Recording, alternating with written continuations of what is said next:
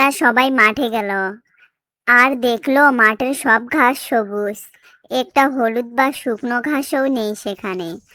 মাঠের সব ঘাসের সবুজ হরিণ তখন আনন্দে লাফিয়ে উঠল আর গাধার দিকে তাকিয়ে বলল, এবার বল, কার কথা সত্য? হ্যাঁ, আমি তো দেখছি মাঠের সব ঘাস সবুজ।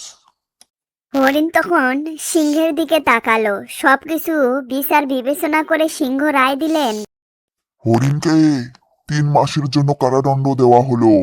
সবাই ওকে নিয়ে যাও। এ বিচার শুনে তো অবাক হলোই অন্য পশুরা, অবাক হলো হরিণও। কেন কারাদণ্ড দেওয়া হবে? সে তো সত্য কথাই বলেছে, মাঠের ঘাস তো সব সবুজে। মহারাজ, আমাকে কেন শাস্তি দিলেন? আমি তো সত্যি কথাই বলেছি, মাঠের ঘাস তো সবুজ।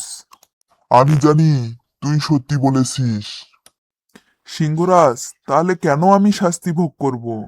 তুই শাস্তি ভোগ করবি এজন্যই যে তুই একটা গাধার সঙ্গে তর্ক করেছিস। বোকাদের সাথে তর্ক করা উচিত নয়, তাতে নিজেরই ক্ষতি।